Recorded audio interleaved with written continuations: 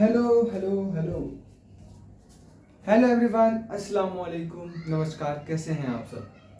उम्मीद है कि आप लोग काफ़ी अच्छे से होंगे और पढ़ाई लिखाई सब चीज़ चल रही होगी। तो भाई, आपको पहले से पता है कि हम लोगों ने क्या क्या पढ़ रखा है। Force and laws of motion पढ़ रहा था। Force and laws of motion पढ़ रहे थे हम लोग इस लेक्चर में।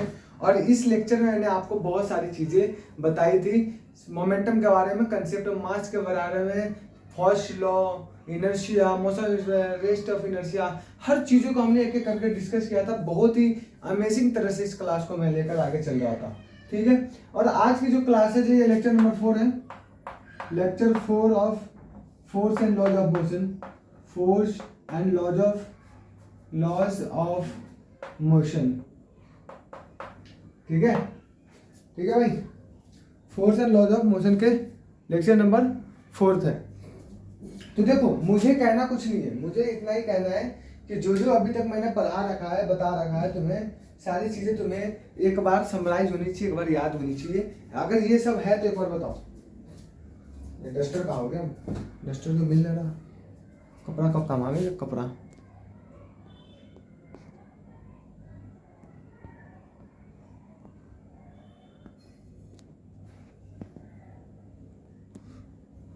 ठीक याद हो तो एक बार आगे बढ़ते हैं। और आगे बढ़ाने के क्रम में लाइट भी, हाँ चलिए अब से आ रही है।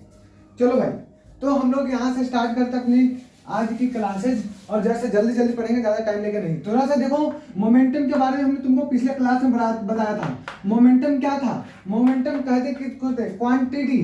क्वांटिटी क्वांटिटी क्वांटिटी के बारे में बताया था हमने। मोमेंटम के बारे में क्या होता है? मोमेंटम क्या है? Quantity of motion. Quantity of motion, motion के क्वांटिटी थे जिसमें कंटेंट करता था किसी भी बॉडी में। Quantity of motion in content of body. तुमने देखा था कि माल गाड़ी जाने वाले ले जाने वाले माल गाड़ी के बारे में तुमने देखा था कि उसमें से कितना सामान लेके जाता था। तो उस माल गाड़ी के अंदर जितना माल रखा होता था वो कंटेंट होता था, वो मोमेंटम होता था। ठीक है, वो मोमेंटम हमारा होता था ना।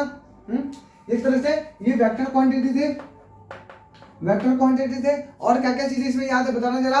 इसको हम किससे डिनोट करते थे? स्मॉल पी से, डिनोटेड बाय स्मॉल पी। यहाँ से ऐसा यूनिट क्या था? Kilogram metre per second. Kilogram metre per second, kilogram metre per second. याद है भाई? सब चीज याद है तुम्हें? हाँ बहुत बढ़िया। ठीक है, हाँ ठीक, समझ में आया?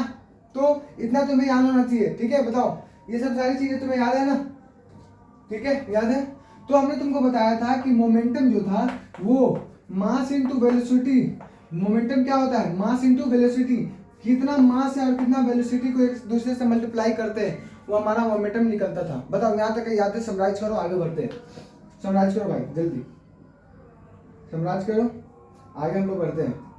मैं एक बार जरा सा, एक मिनट टाइम दो। तुम अपना करो जल्दी, एक बार समराइज करो। ठीक है, एक मिनट जल्दी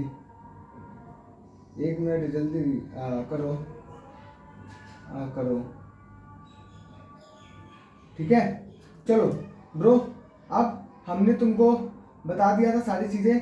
याद होगी ना? होगी? बताओ, सारी चीजें याद थी? मोमेंटम के बारे में मास इनटू वेलोसिटी था, तुम्हें याद होनी चाहिए अच्छे तरीके से। ठीक है, ठीक है। अब देखो, हम लोग एक थोड़ा सा आगे कंसेप्ट पढ़ने से पहले जैसे मैं मोमेंटम के बारे में बताता हूँ कि मोमेंटम के बारे में क्या है। Initial momentum of the body. जो भी इनिशियल मोमेंटम होगा बॉडी का, इनिशियल मोमेंटम ऑफ बॉडी, तो इसको हम लोग डिनोट किसे करते हैं? इसको डिनोट हमें किसे करते थे? तो P1 momentum is equal to mass into velocity. बोलना, मास इनटू वेलोसिटी। लेकिन हमारे यहाँ पे इनिशियल की बात हुई थी, इनिशियल को U से डिनोट करते हैं। U इज इक्वल टू क्या? U इज इक्वल टू क्या? बताओ बात सही है? ठीक। फाइनल को किससे करते हैं? इनिशियल फाइनल को B से करते हैं, MB।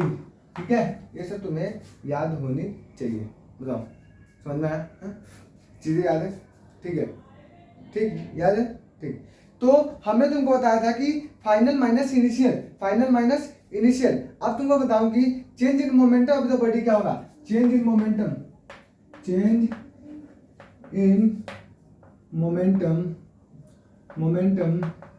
In body, in the body, change in momentum in the body. तो चेंज क्या होता है, रेट ऑफ चेंज। चेंज क्या होता है, change delta P, delta P. ये डेल्टा क्या है, ये चेंज हमने तुमको पिछले लेक्चर बताया था, मैं उसको समराइज करा रहा हूँ, ठीक है।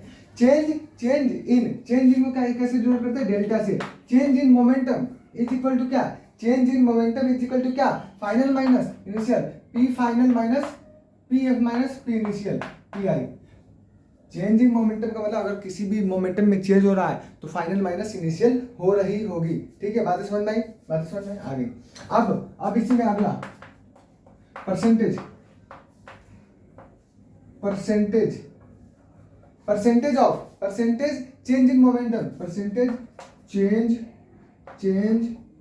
इन momentum, percentage change in momentum. Percentage change in momentum क्या है, ऑफ द बॉडी, बॉडी का, ऑफ द बॉडी। तो क्या हो जाएगा, परसेंटेज चेंज क्या होता है, तुम जैसे देखना परसेंटेज चेंज क्या हुआ हमारे पास, परसेंटेज चेंज क्या हुआ, जैसे देखना परसेंटेज चेंज क्या होता है कि डेल्टा, परसेंटेज डेल्टा क्या is equal to final minus initial upon का initial, final minus initial upon का इनिशियल इंटू 100। मतलब कहने का क्या मतलब हुआ, पी फाइनल मतलब मोमेंटम का फाइनल माइनस मोमेंटम का इनिशियल अपॉन मोमेंटम का इनिशियल इंटू 100।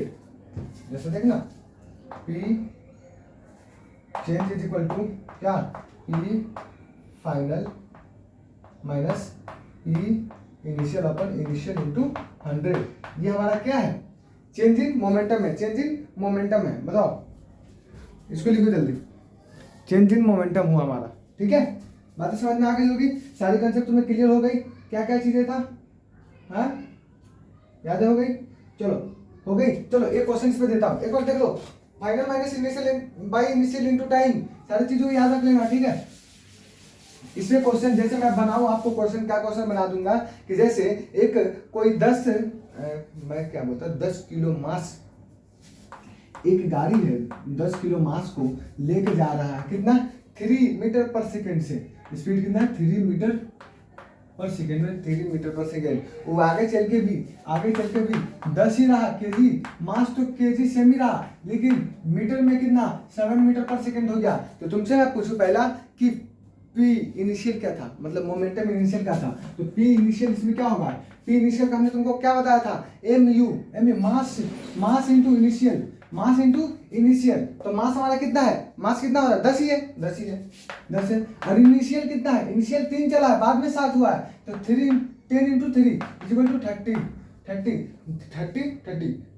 मास को किस में डिनोट करते हैं, केजी में, ठीक है। 30 इज इक्वल टू 30 है। मास को किससे में डिनोट करते हैं, केजी में, और मीटर पर सेकंड, केजी मीटर पर सेकंड। बताओ समझ में आया, ठीक। पी फाइनल बताओ कैसे होगा, पी फाइनल क्या होता है, एम इंटू वी, मतलब मास इंटू वेलोसिटी। अरे फाइनल मास, वी को हम लोग फाइनल से डिनोट करते हैं, यू को इनिशियल से डिनोट करते हैं, यू को इनिशियल बोलते हैं, वी को फाइनल बोलते हैं। तो मास हमारा कितना है, मास तो 10 ही है, लेकिन हमारे पास फाइनल कितना आ गया 7 है, तो 70 केजी मीटर पर सेकेंड, ठीक। बातें समझ में आई, ठीक है। अब तुमसे पूछूं कि चेंज इन मोमेंटम क्या है, डेल्टा पी, मतलब चेंज इन मोमेंटम क्या है, तो डेल्टा पी मतलब चेंज इन मोमेंटम का फॉर्मूला तुमने क्या बताया था, final minus initial, P final minus P initial, मतलब momentum final minus momentum initial, मतलब M B minus M U. कितना है हमारे पास, फाइनल कितना है, इनिशियल कितना, जैसा देखना फाइनल कितना आया था 70, इनिशियल कितना है 30, बचा कितना 40 केजी मीटर पर सेकेंड। बताओ समझ में आया, ये समझ में आई। जैसे देखना जरा, फाइनल माइनस इनिशियल क्या हुआ, फाइनल हमारा जो कंटेंट है उसको इनिशियल किया था, चेंज इन मोमेंटम निकल गया, ठीक है। अब नेक्स्ट है percentage rate of momentum change in momentum, percentage change in momentum is equal to क्या, final minus initial upon initial into 100। Final कितना है हमारे पास 70 है, इनिशियल कितना है 30 है, इनिशियल कितना है 30 है, इंटू 100, ठीक है। अब इसका क्या कर लो, कैसे करोगे, 70 में से 30 का डाटो, 40 अपॉन 30 इंटू 100, ठीक है। अब करो कैसे होगा, अब करो कैसे होगा, इसको गुना, इसको भाग गुना करो ना, कैसे करोगे बताओ।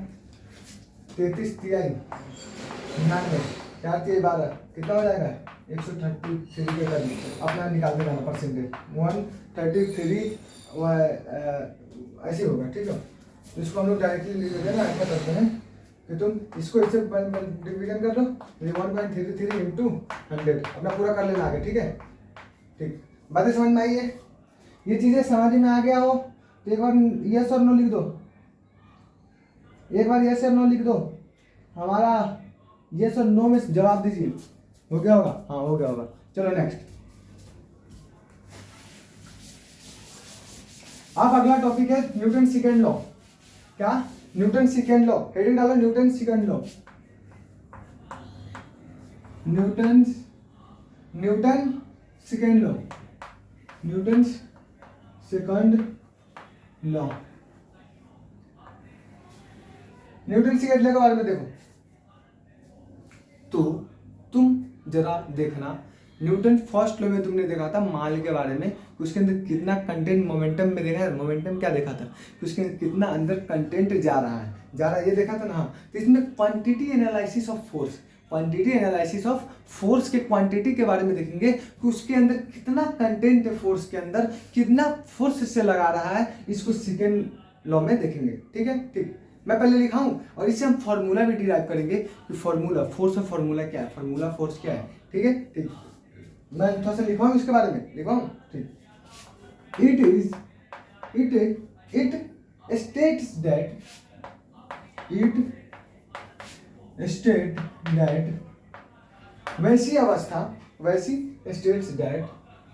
वैसी अवस्था जिसमें rate of change momentum is rate of change of momentum, जैसे इसको ध्यान रखना, rate of change of momentum, rate of change of momentum is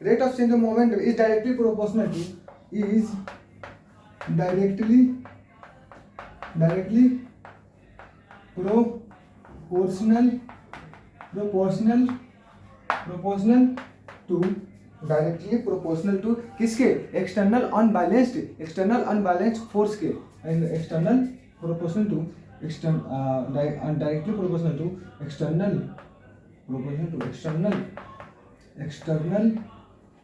external unbalanced, क्या, अनबैलेंस्ड फोर्स जिसपे अप्लाइड होगा, एक्सटर्नल अनबैलेंस्ड फोर्स अप्लाइड, लिखो जल्दी, अप्लाइड ऑन द बॉडी, बातें समझना, मेरे कहने का क्या मतलब है, तू जैसे लिखो एक बार, तुम मेरी बातों को समझना, मेरे कहने का क्या मतलब है, ठीक है।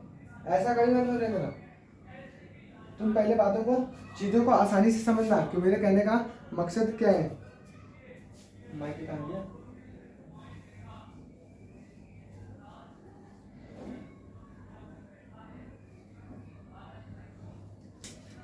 हाँ चलो समझ में आया, हाँ देखो अब तुम देखना मेरे कहने का मतलब क्या हुआ कि हम जो बात कर रहे हैं क्वांटिटी एनालिसिस ऑफ फोर्स, कहाँ पे लिख दूं, यहाँ पे लिखूं, छोटा छोटा, ठीक है।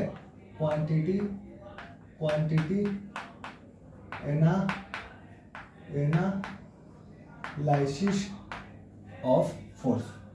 Analysis of force,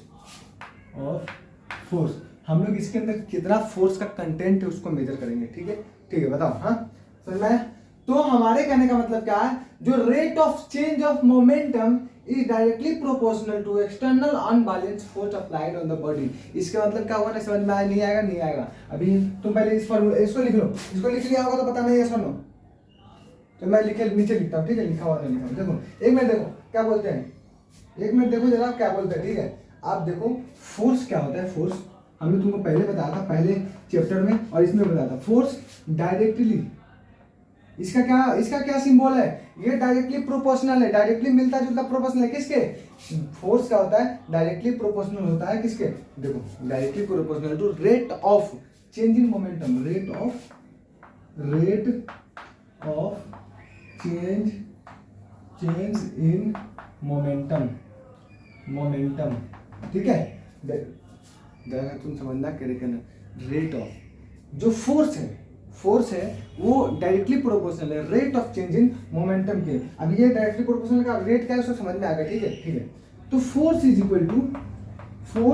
equal to क्या, डायरेक्टली प्रोपोर्शनल टू, देखो एक बात ध्यान रखना, रेट ऑफ और चेंज। रेट का मतलब क्या होता है, तुम जहाँ पे जाते हो घूमने तो बोल दो कि इतने रेट की स्पीड से गाड़ी चल रही थी, कितना, इतना रेट था इसका, ठीक है। मतलब क्या हुआ कि रेट हमारा क्या, एक तरह से टाइम है, एक हमारा क्या है, टाइम है। हम जहाँ से हमने सफर किया था, मान लो कि हम यहाँ से दिल्ली से हम मुंबई गए, तो कितने टाइम में गए वो हमारा क्या रेट है।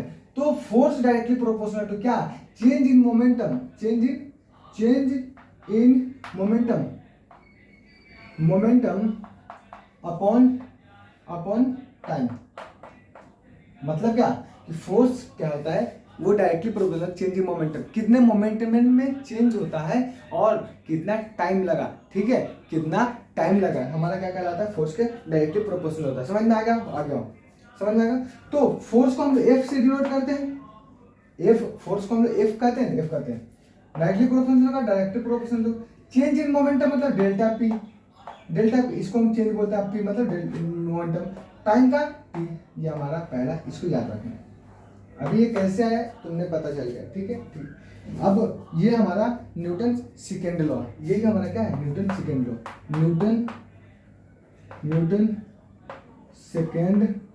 लॉ।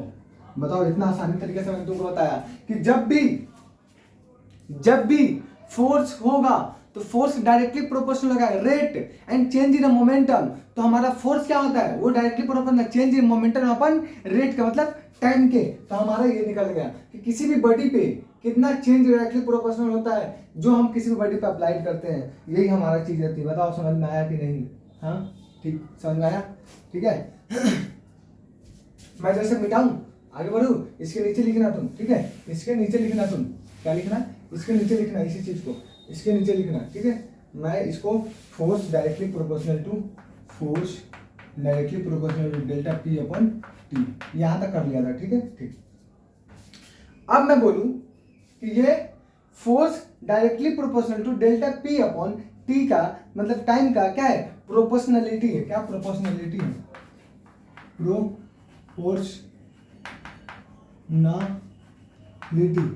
एक प्रोपोर्शनलिटी है, ठीक है, ठीक है।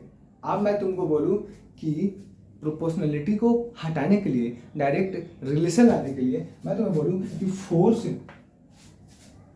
क्या लिख दिया मैं, फोर्स डायरेक्टली प्रोपोर्शनलिटी है।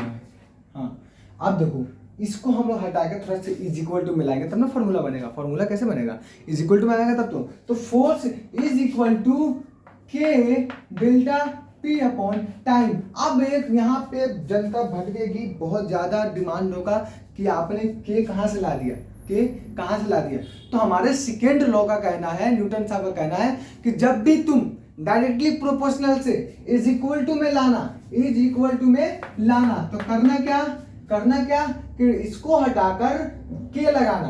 के क्या है, के क्या है, के इक्वल टू कांस्टेंट। के हमारा क्या कांस्टेंट है, ये कभी नहीं चेंज होगा, इसका वैल्यू कितना है, तो के इज इक्वल टू 1 ही होगा। ये हमारा तुम्हारा एक्सटर्नल नॉलेज है।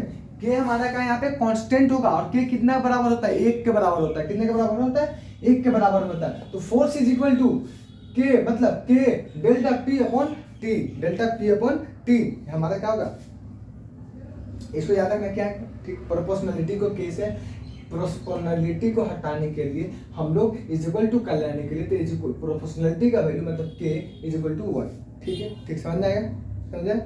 तो ये हमने तुमको पहले बता रखा था। अब क्या हुआ, फोर्स इज इक्वल टू क्या बताएंगे, फोर्स इज इक्वल टू क्या है, अब तुम्हें बोलूं कि फोर्स इज इक्वल टू क्या बचा, तो डेल्टा पी अपॉन टाइम, ये हमारा बच गया, ठीक है, ये हमारा हो गया, समझ में आ गया।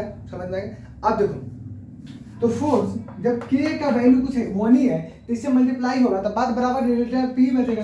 तो force delta p upon time, ये हमने तुमको बताया था पहले ही चैप्टर में बताया था और इसमें भी पहले बताया था। हमारा क्या है, quantity of force, quantity of force.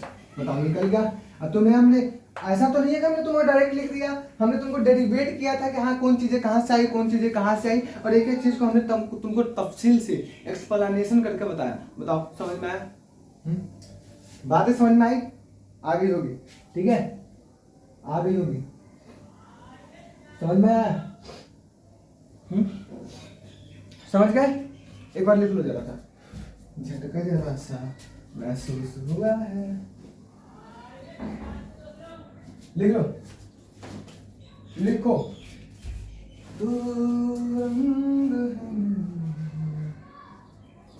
लिखो ब्रो, लिख लिया? 20 मिनट की क्लास हुई है, 1 घंटे में खत्म करना चैप्टर को। चलो नेक्स्ट, अब आगे बढ़ते हैं, थोड़ा सा डेरिवेशन करते हैं एक फॉर्मूला का, एक चीज का डेरिवेशन करेंगे। क्यों देता बार बार, सीधा रहा करना। चलो अब मैं इसमें डिराइविंग करूंगा, किसका? Deriving relation between force and acceleration. तो तुम्हें टॉपिक लगाना है डिराइविंग द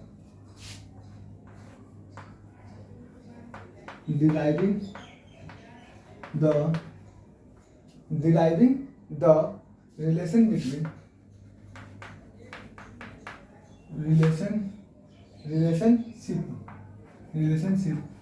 या रिलेशनशिप लिख देते हैं, इसका भी रिलेशनशिप बना देते हैं।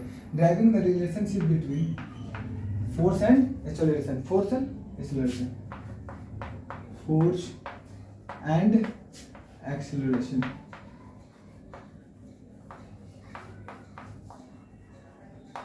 बताओ कौन क्या था? मेरी राइटिंग बोर्ड में अच्छी नहीं आती, देख तो इतना बेहतरीन राइटिंग आ रही, अब इससे ज्यादा अच्छा तो लिख नहीं सकता। चलो देख, अब तू जरा सा मेरी बातों को देखियो, ठीक है? फोर्स और एक्सेलरेशन का डिराइव कर रहे हैं, किस लिए? इसका रिश्ता निकाल रहे हैं, रिश्ता वाला लेकर आया ना, रिश्ता शादी करवाया है, ठीक है, शादी करवाने का काम किया। तो तुम देखो अभी तक हमने क्या क्या पढ़ा, उसको पहले से धर से एक चुटकी में देखो। फोर्स हमारा क्या होता है? फोर्स F इक्वल टू क्या बताया था हमने? Directly proportional to rate of momentum, change in momentum upon time, ये चीजें हमने पढ़ कर भी आया है, ठीक है, आया, जिसमें से इसको हटाया तो इक्वल टू लाया और k delta p upon T लिया। फिर k क्या है? हमारा कांस्टेंट है, एक वैल्यू होता है। तो फाइनली हमारे पास जो आया था, क्या आया था? फोर्स डायरेक्टली प्रोपोर्शनल टू, नहीं, force is equal to change in momentum upon time, तो यहाँ पे क्या है? k का वैल्यू कितना है? k इज इक्वल टू 1 यहाँ पे, ठीक है, बता, ये हमने तुमको बताया था, इसको याद रखना, ठीक है, इसको याद रखना है तो मुंह फोड़ दूंगा, ठीक है, याद हो गया? ठीक। अब मैं तुमको क्या बोलूँगी? Force is equal to change in momentum upon time, force is equal to change in momentum upon time, force is equal to change in momentum upon time. तो फोर्स क्या होता है? Final minus initial, P F से final, P initial upon time, P final minus P initial upon time, ठीक है, ठीक, समझ में आया? तो पी फाइनल को हम लोग किससे डिनोट करते हैं?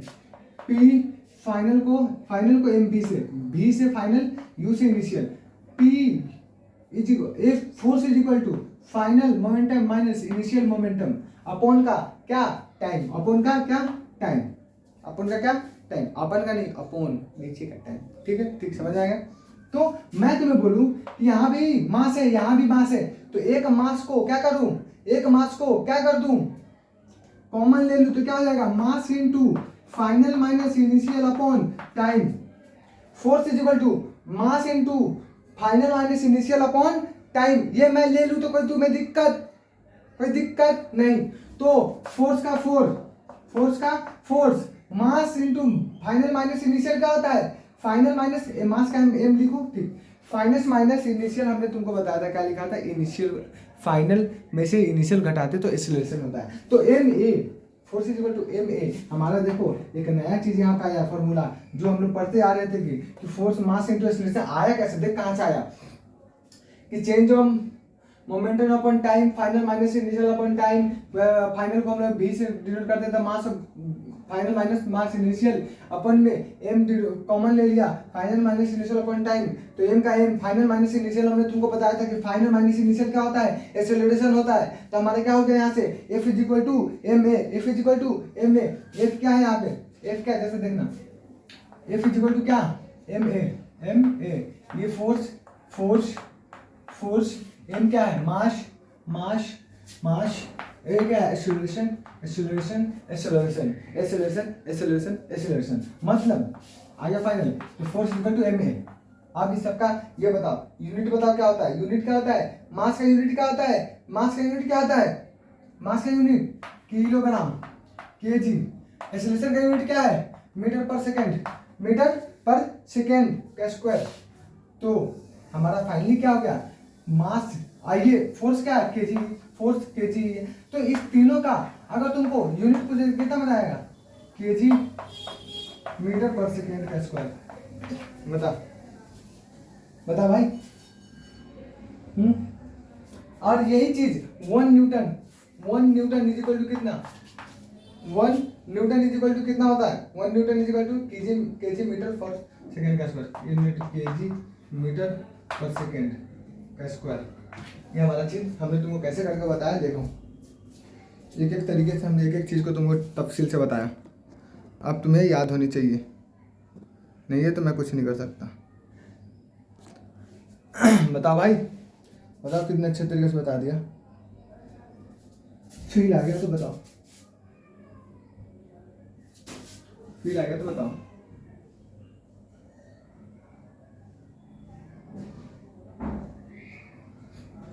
ठीक है, फील आ गया तो बताओ। देख अब मैं तुमसे बोल दूं, क्या बोल दूं जैसा देखें, इसको लिख लिया होगा, ड्राइविंग देख लिया और क्वेश्चन है तो बता देना, ठीक है।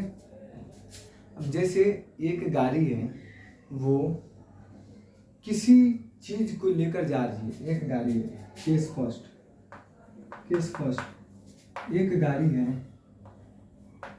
गाड़ी इसका मास m है, ठीक है, इसका मास क्या है m है, जो 20 मीटर पर सेकेंड से चला रही है, ठीक है। यहाँ से ट्रेवल करके यहाँ तक का उसको जाना है, यहाँ गया तो इसका मास तो m ही रहा, लेकिन स्पीड क्या होगा चेंज हो गया, स्पीड पहले 20 से चला था 30 हो गया, दूसरा केस में देखना, केस 2 क्या, एक गाड़ी थी जो मास 20 मीटर पर सेकेंड से चल रही थी। एक टाइम आने के बाद इस गाड़ी की मास तो m ही रहा, लेकिन स्पीड में क्या चेंजिंग आ गया, मीटर पर सेकेंड, ठीक, मीटर पर सेकेंड। तो मैं तुमसे बोलूंगा, कि मैं तुमको बोलूं यहाँ पे जो चीजें हैं उसको तुम्हें देखनी है, क्या देखनी है, उसको तुम्हें देखनी है। लेकिन तुम बोलोगे भैया इसमें टाइम तो बताओ, तो टाइम सेम है, टाइम इज इक्वल टू 0, अरे इज इक्वल टू सेम यार, टाइम क्या है सेम है। तो जो भी फोर्स होगा, अगर पहले केस में देखा जाए तो 20 से चल के 30 पे आया, मास बराबर रहा। दूसरे केस में देखा 20 से चल के 50 गया, तो पहले केस के मुकाबले क्या हुआ, केस फर्स्ट में क्या हुआ कि फोर्स घट गया, फोर्स कम लगाया। तुम जितना तेज मारोगे उतना तेज वो भी तुमको मारेगा, नहीं ऐसा है, जितना तुम एफर्ट लगा के तुम कुछ करोगे उतना ही अच्छा रिजल्ट आएगा, ठीक है, ठीक।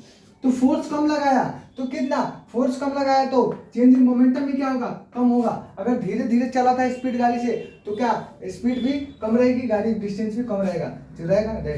केस सेकेंड में देखा क्या देखा कि फोर्स ज्यादा लगाया था तो चेंज इन मोमेंटम भी ज्यादा हुआ। मेरे कहने का मतलब यही था। कि तुम जितना फोर्स डालोगे उतना ही मोमेंटम में क्या होगी, चेंजिंग होगी, उतना ही क्या होगा, मोमेंटम में चेंजिंग होगी। बताओ, मतलब अगर एक लाइन में लिखे तो इसको लिख लिया, एक नोट लिखो, नोट। अगर आपको लिखना हर से मैं ही लिखाऊंगा, लिख। अगर आपको मोमेंटम में, लिख देता हूं मैं, इंग्लिश वाला हिंदी लिख दूं या हिंदी वाला, ठीक, हिंदी वाला। अगर आपको इसको नोट को लिखना, ठीक है, ये अगर आपको मोमेंटम में बड़ा चेंज लाना है तो मोमेंटम में बड़ा चेंज लाना है तो, अगर आपको मोमेंटम में बड़ा चेंज लाना है तो, और जल्दी भी लाना है, और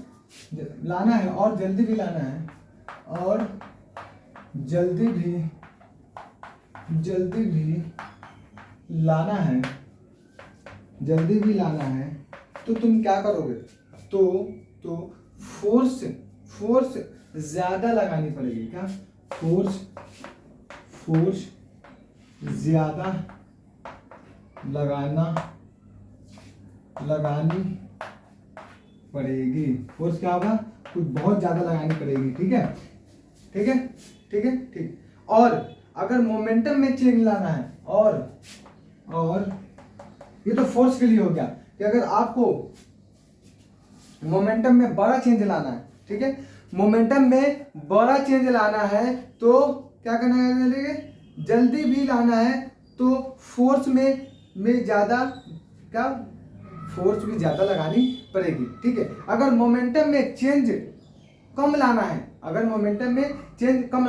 तो धीरे लाना है तो कम फोर्स भी लगना पड़ेगा। जैसे, और तो बात बराबर ही है, जब तेज लगाना ज्यादा लगा, तेज लगाना तो कम लगा। ठीक है, तो मेरे कहने का मतलब क्या हुआ कि मान लीजिए कोई गाड़ी है पहाड़ से नीचे गिरा, ठीक है, एकदम धीरे गिर रहा है, ठीक है, जैसे पैराशूट लेकर कूद जाओ, कुछ होता है नहीं, तो क्या उसके मोमेंटम में क्या होगा, चेंज क्या धीरे आ रहा है, क्योंकि फोर्स धीरे लग रहा है। हालांकि ऊपर ही छोड़ दिया जाए, ऊपर से डायरेक्ट वो कूद जाए तो उसके फोर्स में भी चेंजिंग आएगा और मोमेंटम में भी चेंज आएगा, तो जल्द से ज्यादा हादसा बड़ा होगा। ठीक, समझ में आएगा, समझ गए, ये चीजें समझ गया होगा,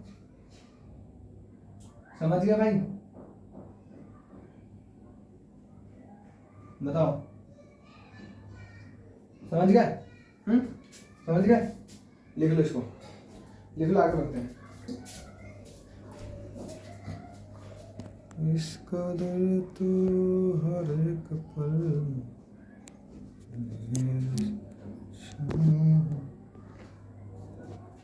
ठीक है।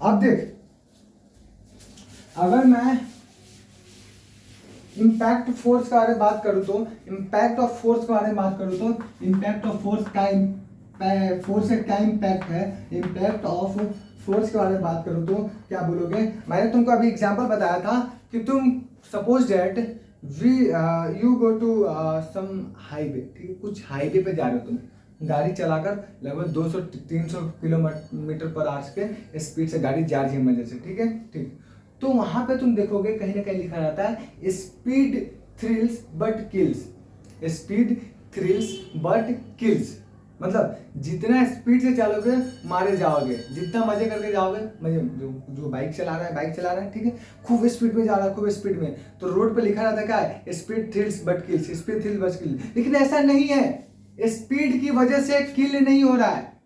कोई 150 किलोमीटर पर आवर से गाड़ी चल रही है और कुछ उस पर एक्सटर्नल फोर्स नहीं लग रहा, उस पर कोई दबाव नहीं डाल रहा, कोई चीज नहीं हो रही, आसानी से अपने रास्ते से जाए तो कोई प्रॉब्लम हो रही नहीं। तो फिजिक्स क्या कहता है इसके बारे में, जैसा समझना, क्या बोलता है, जैसा समझना। तुमने क्या करना है, पहले इट इज नोट द, या क्या है, जैसे तुम जाके गिर रहे हो तो उसके बारे में मान लो, ठीक, इम्पैक्ट ऑफ फोर्स के बारे में समझ आया, कुछ नहीं समझ, देखो एक चीज याद रखना, ठीक है, ठीक, कि तुम देखना क्या देखे हो, तुम देखना क्या देख रहे हो, क्या देख रहे हो कि तुम कहीं जाते हो, तुम पहाड़ की बात करो, पहाड़ से कूद रहा है कोई रस्सी लेकर, रोप से कोई पहाड़ से कूद रहा है डायरेक्टली, मरने के चांसेस किसी में होंगे, ज़्यादा मजा जो ले रहा हो मरेगा, मतलब ज़्यादा मजा कौन ले रहा है, जो ऐसे कूद रहा है। ठीक ठीक। तो इम्पैक्ट फोर्स क्या करता है कि तुम किसी भी चीज में, जैसे लिखा था कि क्या लिखा था वहां पे, लिखा था कि speed thrills but kills, speed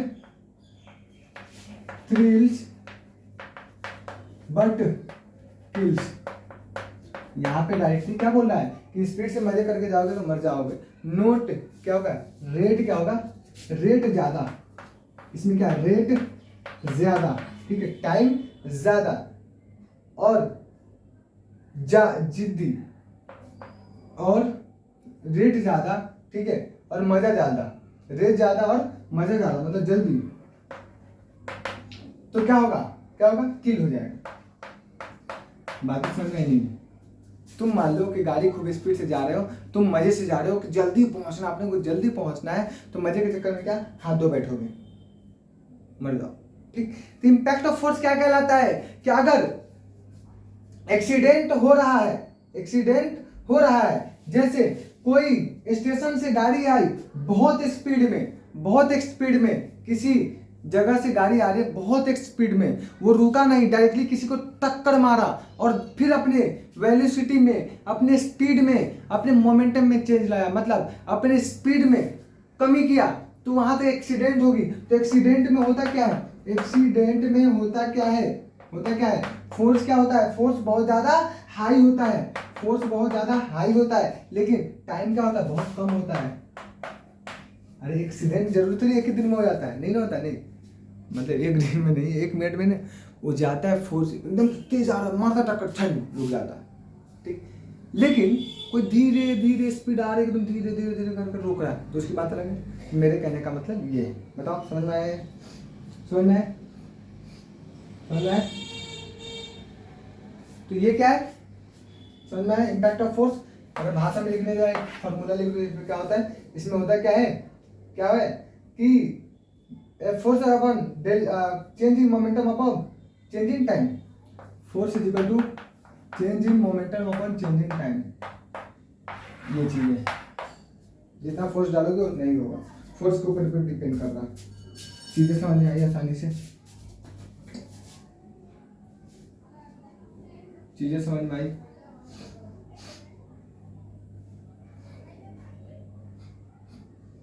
चीजें समझ में आई। हाँ ठीक है, ठीक, चलो आगे बढ़े, आगे बढ़े, चलो आगे बढ़ते हैं। एक टॉपिक है जो एनसीईआरटी में नहीं है, वो भी मैं तुमको बताना चाहता हूँ ताकि तुम्हें क्लियर हो सके सारी चीजें कि क्या है क्या नहीं। ठीक है, वो एनसीईआरटी में नहीं है, ठीक है, एनसीईआरटी में नहीं है, नहीं एनसीईआरटी में नहीं है, लिखना नॉट इन एनसीईआरटी। ठीक, समझिएगा, not in NCERT, not in NCERT, ये पढ़ना जरूरी है। ठीक है, impulse, impulse and force time graph, impulse and force time graph topic का नाम, impulse, impulse and force time graph. Impulse के बारे में जानते हैं और टाइम ग्राफ के बारे में जानते हैं। ठीक है, इम्पल्स को किससे डिनोट करते हैं, आई से। इम्पल्स को किससे डिनोट करते हैं, denoted by, denoted by I, I से डिनोट करते हैं। ओके ओके, इम्पल्स का फॉर्मूला क्या होता है, change in momentum is equal to, change in momentum is equal to impulse is equal to, impulse is equal to force, force into time, force into time, force into time. ठीक है, ठीक है, समझ में आया। तो इम्पल्स क्या है, impulse is equal to force into time. Impulse क्या है, फोर्स और टाइम को मल्टीप्लिकेशन करते हैं। मान लो कि कोई चीज मैंने तुमको 20 न्यूटन के फोर्स से मारा मुंह पे, यहाँ पे है, ठीक ऐसा करके, और टाइम 1 सेकेंड में रहा, 1 सेकेंड में मारा तो कितना हुआ 20 न्यूटन पर सेकेंड। समझ में आ गया? ठीक, वही चीजें मैं यहाँ पे समझा रहा हूँ। तो इम्पल्स को किससे डिनोट करते हैं? यूनिट का ऐसा यूनिट, ऐसा ही यूनिट क्या होगा इम्पल्स का? क्या होगा बताना जरा। फोर्स को न्यूटन से, टाइम को सेकेंड से, ठीक है, समझ में आया? हाँ, तो बराबर एन एस हो जाएगा, ठीक है, इम्पल्स का। इसको हम लोग कैसे लिख सकते हैं? न्यूटन को किसे मापते हैं? किलोग्राम में न्यूटन को बोलते हैं, किलोग्राम में न्यूटन को बोलते हैं। सेकेंड को क्या? मीटर पर सेकेंड में। ये हमारा फाइनल यूनिट, ये हमारा यूनिट रहा इम्पल्स। इम्पल्स का यूनिट ये रहा इम्पल्स का यूनिट ये रहा। समझ में आया? इम्पल्स का यूनिट ये रहा हमारे पास, ठीक है। ठीक, तो I impulse is equal to force into time, force into time, force into time is equal to क्या? Change in momentum, change in momentum, change in momentum, change in momentum. Impulse क्या है? Impulse is equal to change in impulse, impulse is equal to change in momentum, change in momentum. Finally बात, impulse क्या है? Momentum में जितना change होगा उसके बराबर होगा, ठीक है। मोमेंटम में जितना चेंज होगा उसके बराबर होगा, ठीक है। तो force is equal to change in momentum upon time, ये हमारा second law. Newton second law याद रखो, क्या लिखा था? न्यूटन सेकेंड लॉ में क्या लिखा था? न्यूटन सेकेंड लॉ याद रखो, second law of Newton, second law. Force is equal to change in momentum upon time, ठीक है। समझ में आया कुछ? समझ में आया कुछ? हाँ, समझ में आया, ठीक। लिख लिया, लिख लिया तक, ठीक। जैसे मैं तुम्हें बताऊं, एक मिनट, हाँ वहां से, हाँ ये वाला ना, वो वाला जल का है। हाँ,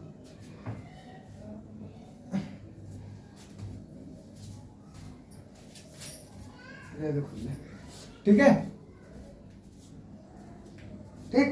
तो कहने का मतलब क्या हुआ? कहने का मतलब क्या हुआ कि मैं तुम्हें बताऊं, मैं तुम्हें क्या बताऊं, मैं तुम्हें बताऊं कि इम्पल्स क्या होता है। इम्पल्स क्या होता है?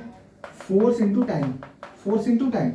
मतलब मैं तुम्हें 50 फोर्स से, तुमको 5 फोर्स से मारा, टाइम कितना? टाइम लगा 2 सेकेंड, 5 न्यूटन इंटू 2 सेकेंड बराबर कितना होगा? 5 × 10 Newton second answer, Newton second answer. बता, समझ में आया? ये समझ में आया? चीजें समझ में आई? ये नहीं है तुम्हारे, हाँ ये तुम्हारे एनसीईआरटी में नहीं है, लेकिन पढ़ना जरूरी है, पढ़ना बहुत ज्यादा जरूरी है। बताओ, समझ में आ गया? मिटाओ, आगे बढ़ता हूं। तुम्हारे एनसीईआरटी में नहीं है, बट इसे पढ़ना बहुत ज्यादा जरूरी था, ठीक है। अगर फोर्स टाइम ग्राफ की बात करूं, ग्राफ हेडिंग डालो, फोर्स टाइम ग्राफ। इम्पल्स समझ में आ गया? आ गया। फोर्स टाइम ग्राफ क्या होता है? Force time graph, force time graph. तो फोर्स टाइम ग्राफ में क्या होता है? एक हमारा ग्राफ, इसको हम लोग फोर्स से डिनोट करते हैं, यहाँ पे टाइम लिया, ठीक है, लिया। मैं पहले बताऊंगा स्लोप और एरिया के बारे में। स्लोप, स्लोप क्या होता है और एरिया क्या होता है, ठीक है, ठीक। पहले याद रखना, यहाँ से एक ले लिया, एक क्या ले लिया, एक ले लिया स्लोप, जिसमें से अगर तुम्हें बात करूँ यहाँ पे ट्रायंगल बनाने के लिए इसका एरिया, इसके अंदर का एरिया, ये हमारा क्या है? एरिया, एरिया हो गया। ये हमारा क्या होता है? एरिया होता है। एरिया क्या होता है? इम्पल्स होता है। एरिया को क्या बोलते हैं? इम्पल्स बोलते हैं, ठीक है, इम्पल्स बोलते हैं। तो स्लोप क्या है? स्लोप क्या है फाइनली? स्लोप फाइनली क्या है? वाई, ये अपना वाई, ये एक्स, वाई अपॉन एक्स, मतलब क्या? फोर्स अपॉन टाइम बराबर क्या? बराबर क्या? बताओ, बराबर क्या? कुछ नहीं, बराबर कुछ नहीं। तुमने आज तो कभी ऐसा पढ़ा है कि फोर्स अपॉन टाइम कुछ रिलेशन होता है? नहीं, कभी नहीं। ये हमारा गलत है। स्लोप कुछ है ही नहीं, स्लोप गलत, गलत। कभी ऐसा पढ़ा है कि फोर्स अपॉन टाइम कुछ हो जाए? नहीं, कुछ नहीं होता, ठीक है, ठीक। एरिया की बात करेंगे तो Y into X, Y into X, बोलोगे एक्स का वाई, अरे इसको वाई बोलते, इसको एक्स बोलते, वाई इसको वाई एक्स एक्सिस बोलते हैं, उसको वाई एक्सिस बोलते हैं। एरिया जो बोलते हैं क्या, वाई इंटू एक्स मतलब force into time, F into time. तो फोर्स इंटू टाइम क्या होता है, फोर्स इंटू टाइम क्या होता है, इम्पल्स होता है भाई, इसी को तो बोलते हैं इम्पल्स क्या, फोर्स इंटू टाइम। इम्पल्स पिछले पेज में देखो, इम्पल्स क्या होता है, फोर्स इंटू टाइम, जिसको बोलते हैं क्या, change in momentum, change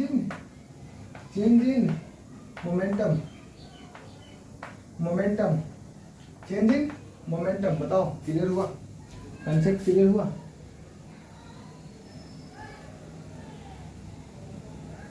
concept clear हुआ? हो गया, ठीक, मिटाता हूं। अगला topic Newton third law.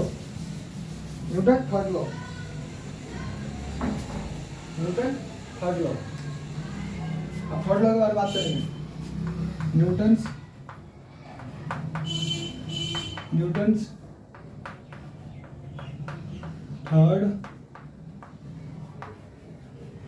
Third law.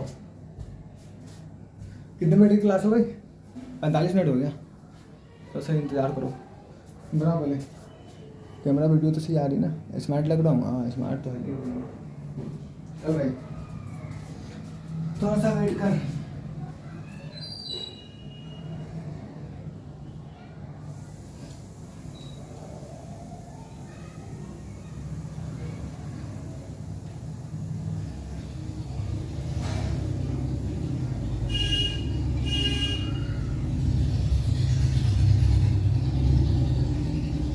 चलो मैं तुमको न्यूटन थर्ड लॉ के बारे में बताने जा रहा हूं। तो न्यूटन थर्ड लॉ होता क्या है, जैसा समझना कि जब तुम जानते होंगे हम तुमको बताते हैं कि दो चीजें हैं, एक मास वन, एक बॉडी यहाँ पे, कितना, इसका नाम क्या है, दो, ठीक है। एक बॉडी यहाँ पे, एक बॉडी वहां पे, ये अपने फोर्स को इधर लगा के भाग रहा है, ये अपने फोर्स को अलग इधर फोर्स लगा के भाग रहा है, ठीक है, समझना है, ठीक। ये जो है फोर्स वन है, किसकी वजह से, फोर्स वन है, ये फोर्स टू है, ठीक है। फोर्स एक लगा रहा है किस पे, इस पे, मतलब नहीं समझना, force on one due to two, ये अपना फोर्स इस पे डाल रहा है, नहीं ये तो लेकर भाग रहा है, इधर लेकर भाग रहा है, तो हम लोग बन गए तो force one two, force two one, मतलब ये इसका मतलब क्या हुआ, फोर्स वन टू का मतलब, फोर्स टू का मतलब क्या हुआ, जैसे समझना इसको, force on one due to two, force एक के चलते दो, फोर्स दो के चलते जो एक पे लगेगा, मतलब हम दो लोग हैं, हम दोनों प्यार कर रहे हैं, तो क्या कर रहे हैं, प्यार कर रहे हैं। तुम मान लो कि मेरा छोटा बाबू हो, इतना छोटा बच्चा हो, ठीक है, इतना सा, ठीक, मैं तुमको गोद में लिया है, ठीक है, मैं लगा मेरा बाबू, मतलब नहीं समझ रहा, नहीं, अरे उसको लेकर बोलूं कि उस पे जो फोर्स लगेगा, बच्चे को ऐसे कुदा रहा, खिला रहा, ठीक, ऐसे छोड़। दूसरा एग्जांपल कि दो आदमी है, एक आदमी इधर भाग रहा है, इधर आदमी भाग रहा है, मैं इधर भाग रहा हूँ, बच्चा उधर भाग रहा है, ठीक है, तो इसके ऊपर ये जो फोर्स इसके चलते लगेगा, फोर्स एक पे दो के वजह से जो फोर्स लगेगा उसको हम लोग बोलते हैं force 1:2, 2:1।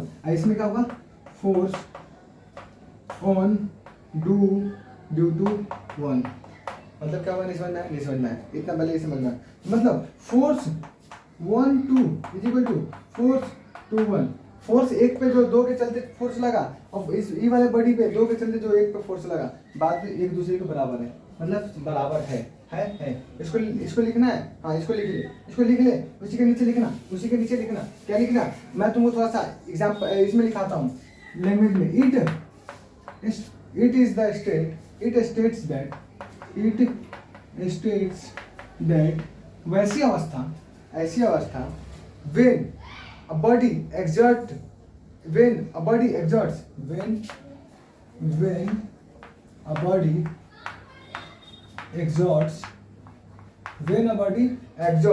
when a body exerts force on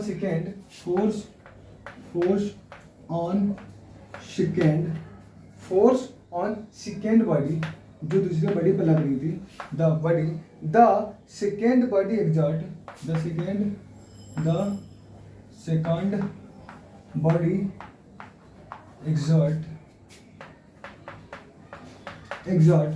body exert equal and opposite, equal and opposite, equal and opposite, equal and opposite force on the first body, opposite, equal and opposite force on the first body, force on the first body, force on the first body. अरे दूसरे की वजह से पहले की वजह से दूसरे पे, वो दोनों में फोर्स लग रहा है दूसरे के इक्वल और उल्टा है। मतलब मैं इधर भाग रहा हूँ उधर भाग रहा हूँ, क्या मतलब है? कुछ बनता है नहीं, कुछ बन ही नहीं रहा, कुछ बन ही ना, तुम उसके पीछे भाग रहे हो, बार बार उसको बुलाने के आजा आजा आजा मत जा, छोड़ को भागी जा रही है, बाद में तो मैं तुम भी इधर भागे जा रहे हो, तो क्या हुआ? कुछ नहीं, कुछ नहीं, ठीक है। मतलब अगर बात की जाए तो every action has an equal and opposite क्या reaction.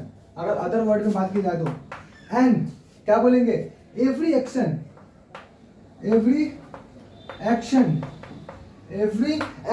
Has an equal and opposite reaction. Equal और अपोजिट रिएक्शन है सभी एक्शन के पास, सभी एक्शन के पास। बातें समझ में आई? तो कहने का क्या मतलब रहा? पहले इतना लिख। तुम मान ले न्यूटन, अभी तुमको समझ में नहीं आया होगा न्यूटन थर्ड लॉ हकीकत में होता क्या है, फिजिक्स में तो समझ में ना भैया, क्या क्या लिखवा रहे हो यार। धर बना, क्या उसको बोलते हैं? थोड़ा सा, क्या उसको बोलते हैं? क्या उसको बोलते हैं यार? थोड़ा सा तसल्ली बना के रखो, सारी चीजें में बताएंगे। तसल्ली बना के रखो भाई, तसल्ली बना के रखो। इतना समझ में आ गया होगा, बस इतना समझ में आया, ठीक है। अगला देख इसी के नीचे से, इतना समझ में आ गया हो गया होगा, ठीक।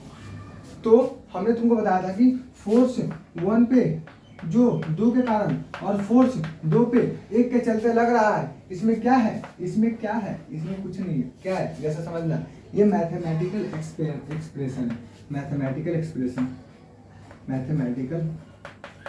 एक्सप्रेशन है किसका? थर्ड लॉ का। एक्सप्रेशन इज इक्वल टू क्या? इससे निकलता है 2 पार्ट, 1 2, ठीक। मैथमेटिकल एक्सप्रेशन है एक magnitude of both force are equal, magnitude of both, magnitude of both force are equal. अरे तुम खुद समझो ना, एक आदमी उधर भाग रहा है, इस पर क्या फोर्स लग रहा है? मान लो कि 10 मीटर स्पीड से हो जाए, 10 मीटर से इधर जा रहा है, उसमें कोई घंटा फर्क नहीं पड़ रहा। बातें क्लियर है। एक्सप्रेशन की बात की समझ है तो डायरेक्शन क्या होगा? फोर्स का हमेशा क्या है? दोनों फोर्स का, अगर 2 की वजह से 1 पे और 1 की वजह से दूसरे पे लगे तो हमेशा डायरेक्शन ऑपोजिट होगा और इक्वल होगा। कितना होगा? हमेशा डायरेक्शन क्या होगा? उल्टा होगा। क्या होगा लिखेंगे हम लोग? Direction of both,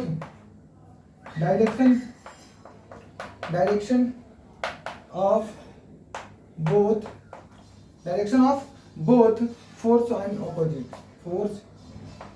opposite. इसको माइनस से डिनोट कर दो, माइनस, इसको इज इक्वल टू से, ठीक है। मतलब फोर्स इज इक्वल टू का मतलब क्या? हमेशा दोनों के बराबर होगा क्या? फोर्स। और माइनस मतलब डायरेक्शन अलग होगा। फोर्स मतलब माइनस में नहीं जा रहा है, ऐसा नहीं कि -10 फोर्स चला है, ऐसा नहीं है, ऐसा बिल्कुल भी नहीं है। क्या ये माइनस किस लिए किया है? माइनस क्यों? ये डायरेक्शन बता रहा है। पॉजिटिव रहता तो ऊपर negative direction, positive negative direction denote कर रहा है, उससे ज्यादा कुछ नहीं कर रहा, ठीक है। समझ में आया? लिख लो भाई, चलो आगे बढ़ते हैं। मान लो थोड़ा सा समझने वाली बातों को। एक ये बॉडी है, ठीक है, एक ये बॉडी है। मान लो कि सिर्फ एक बॉडी, ये एक ही बॉडी, ओनली वन, ठीक है, समझना है। इधर कोई 5 न्यूटन लगा रहा है, इधर कोई 5 न्यूटन का फोर्स लगा रहा है, इधर कोई 5 न्यूटन का फोर्स लगा रहा है, तो तुमको हमने पहले बैलेंस और अनबैलेंस कंडीशन में क्या बताया था, अभी नहीं बताऊंगा, तुम खुद ध्यान दो। और मान लो इधर एक बॉडी है, इधर एक बॉडी है, ठीक है, एक इधर एक बॉडी, इधर एक बॉडी, एक का नाम दो बॉडी है, ठीक है, ठीक है। ये क्या कहता है कि इधर 5 न्यूटन, इधर 5 न्यूटन, इधर 5 न्यूटन, इधर 5 न्यूटन फोर्स लगा रहा है। ये ए पार्ट है, ये बी पार्ट है, ठीक है, ठीक। तो मैं तुम्हें बोलूंगा, क्या बोलूंगा कि तुम बताओ एफ नेट का वैल्यू क्या होगा इसमें। तुमने जाना है कि अगर बैलेंस अनबैलेंस की कंडीशन हो, बैलेंस और अनबैलेंस की कंडीशन हो, बैलेंस और अनबैलेंस की कंडीशन हो, बैलेंस की कंडीशन हो, तो उसमें होता है क्या है, फाइनल माइनस इनिशियल, या तो बराबर तो दोनों कट जाता है। तो F net is equal to कितना हुआ, F net is equal to 0, क्यों, final minus initial, final minus initial equal to 5 minus 5 equal to कितना, 0। ये हमने बैलेंस और अनबैलेंस की कंडीशन में तुमको बताया था, याद है, याद है। लेकिन तुम दूसरे कंडीशन में देखो, दूसरे कंडीशन में क्या देखोगे कि 5 न्यूटन का फोर्स, ये अकेला बॉडी था इसलिए था, लेकिन ये अलग अलग बॉडी है, उसको मन करेगा जहां जाने का अपना लेके जाए ना, तुम्हें क्या दिक्कत है, कोई रुकने वाला है नहीं, कोई रुकने वाला है नहीं। तो इसमें क्या हो रहा है, ये बस थर्ड लॉ है, थर्ड लॉ हमेशा अपोजिट डायरेक्शन में जाएगा, ये पश्चिम में तो ये पूरब में, मतलब ये 5 न्यूटन लेके इधर भाग रहा है उधर भाग रहा है, इस पर कोई फोर्स लगा सकता है, नहीं लगा सकता है। तो इसे नोट में क्या लिखोगे, action reaction pair, action reaction pair, action reaction pair do not action reaction pair do not cancel each other, do not cancel each other, each other. अरे इसमें कैसे तुम कैंसिल कर सकते हो, इसमें तक एक ही बॉडी था, हमारा बॉडी है, ठीक है, ठीक, दो ताकतवर लोग हैं, इधर से कोई उतना ही ताकत से खींचा, इधर से कोई इतना ही ताकत से खींचा, दोनों बराबर खींचा तो मेरे ऊपर कोई फर्क पड़ेगा, नहीं पड़ेगा। लेकिन हम 2 आदमी रहते, यहाँ पे कोई और रहता और इधर ताकतवर, इधर ताकतवर, इधर 10 फोर्स लगा देता, 50 पर लगा, तो दोनों अलग अलग जाता ना। अगर सेम ही लगाता फिर भी ये इधर जाता, मैं इधर जाता। तो यही कहने का मतलब ये है, बताओ समझ में आए, हाँ क्या बोला, हाँ, कैंसिल ईच अदर, ठीक है, as it is acting on, as it is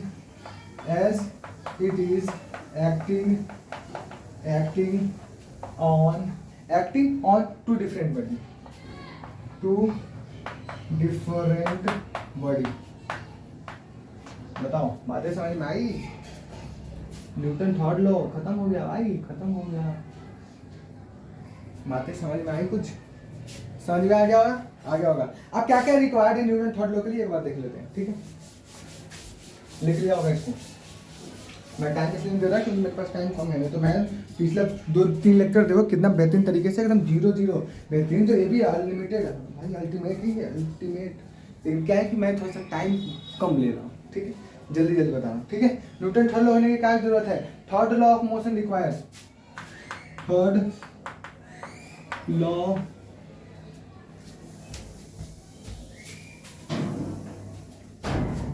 of motion required, third law of motion requires क्या क्या है थर्ड लॉ ऑफ मोशन के लिए, थर्ड लॉ ऑफ मोशन के लिए रिक्वायर्स क्या क्या है। तो क्या करता है, हमेशा क्या करेगा, 2 डिफरेंट डायरेक्शन में 2 डिफरेंट बॉडीज के ऊपर काम करेगी। तो always act on always act on 2 different body, ठीक है, हमेशा 2 बॉडी पे क्या करेगा, एक्ट होगा, ठीक है, ठीक है। एक्शन रिएक्शन पेयर हमेशा फोर्स क्या होगा, सेम होगा, किसके नेचर के, सेम नेचर का होगा। Action reaction force,